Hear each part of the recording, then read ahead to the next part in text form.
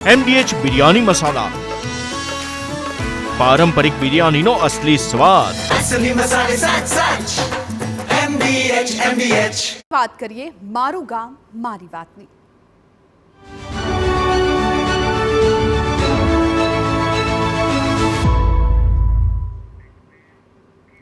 જૂનાગઢની મુલાકાત દરમિયાન TV9ની ટીમ ખોરાસા ગીર ગામમાં પહોંચી હતી અને આ ગામમાં પણ 3 વર્ષથી વહીવટદારનું શાસન છે, જેને કારણે ગ્રામજનોનું માનવું છે કે વિકાસ પર બ્રેક લાગી ગઈ છે.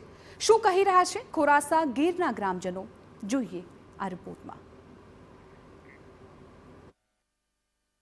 અત્યારે અમે છીએ માળિયા તાલુકાના ખોરાસા ગામે, જ્યાં લગભગ 7,500ની વસ્તી છે અને 5800 જેટલું મતદાન અહીંયા થાય છે.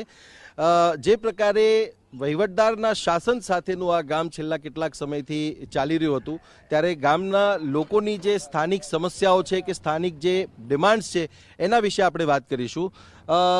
ખોરાસા ગામ જે છે એ કેટલા સમયથી વહીવટદારના શાસનમાં છે અને શું પરિસ્થિતિ અહીંયાની રહી? મારું નામ સતીશભાઈ કરશનભાઈ ખાનપરા. વહીવટદાર 3.5 વર્ષ થયા જે છે એને આપણે રોડ રસ્તા કે કાંઈ વસ્તુ અહીંયા હજી થઈ નથી.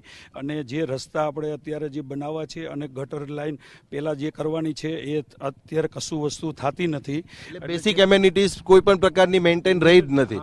અચ્છા, આ સિવાય પણ કયા મુદ્દાઓ એવા છે કે જેના ઉપર કામ થવું તમને લાગે છે ખૂબ જરૂરી? આપણે હેલ્થની અંદર કે જે 24 કલાક ડૉક્ટર અહીંયા રહેવા જોઈએ એ આપણને આવડા 7,000ની વસ્તીના ગામને મળવું જોઈએ. બીજા નંબરે ડૉક્ટર અહીંયા 24 કલાક હાજર રહેવા જોઈએ. તો આ ગામને અહીંથી 35 કિલોમીટર લગી દર્દીને લઈને બહાર જવું પડે છે, તો એ આજે ન જવું પડે.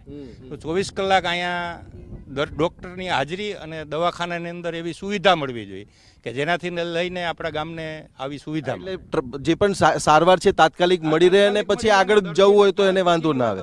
અચ્છા, તમારું શું માનવું છે? કઈ બાબતો? આઈ થિંક પાણીની સમસ્યા જે છે તમારા ત્યાં મોટી છે. અત્યારે અમારા ખોરાસામાં પાણીની તકલીફ બહુ મોટી છે, બરોબર છે. એટલે ગામના કુવેથી ટાંકા સુધીની પાઇપલાઇન મંજૂર થાય એવી અમારી માગણી છે ખોરાસાની, બરોબર. તો અમારે ખોરાસાને પાણી પૂરતું સમયસર મળી રહે. અત્યારે 5 થી 6 દિવસે પાણી આવે છે, એટલે માણસોને થોડીક તકલીફ વધારે પડે છે. ને એ અમારે થોડીક મોટી સમસ્યા છે. મોટી સમસ્યા છે. તમારું શું માનવું છે? કઈ રીતે જે છે એ આ ગામને વધુ બહેતર બનાવે? કારણ કે રસ્તા હજુ દેખાઈ નથી રહ્યા વ્યવસ્થિત હોય અહીંયા. ગામ ખેડૂતલક્ષી ગામ છે, બધાય માલઢોર રાખે છે, બરોબર. અહીંયા એવી ઈચ્છા છે કે જે માલઢોર ક્યારેક બીમાર પડે છે તો પશુ દવાખાનું છે નહીં. ઘણા ખરા માલઢોર એવી રીતે પશુ ડૉક્ટરના હિસાબે એના સારવાર નથી મળતી, માલઢોર હેરાન થાય છે. પશુ દવાખાનું એ કાંઈ હોવું જોઈએ, બરોબર, એ હોવું જોઈએ. અચ્છા, તમારું શું માનવું છે? કઈ બાબત છે જેના ઉપર ધ્યાન હજુ દેવું જોઈએ કે જેનાથી લોકોને એક સરળતા પણ રહે? તમે મહિલા પણ છો એટલે તમને વધારે આઈડિયા બીજો હશે. મારું નામ ખાનપરા કંચન છે, હું ખોરાસા ગામની વતની છું.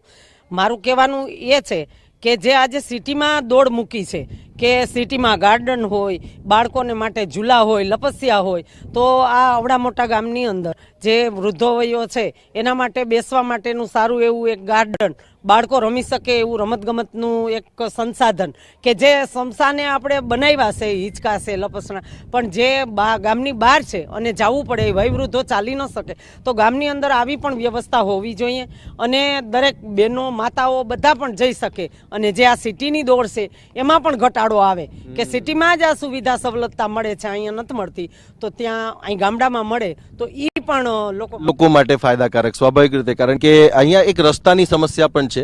તમને લાગે છે કે એજ્યુકેશનનો પોઈન્ટ જે છે એમાં કંઈક કરવાની જરૂર છે? એક લાઇબ્રેરી પણ કદાચ હોય તો એનાથી પણ એક ફાયદો થાય.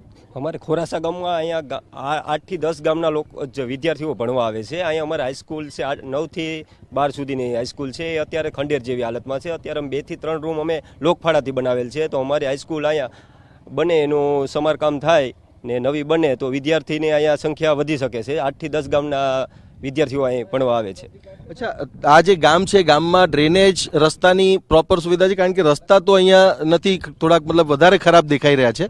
ડ્રેનેજની કયા પ્રકારની સુવિધા છે અને રસ્તાની કયા પ્રકારની સ્થિતિ છે? ડ્રેનેજ માટે તો કંઈ છે જ નહીં.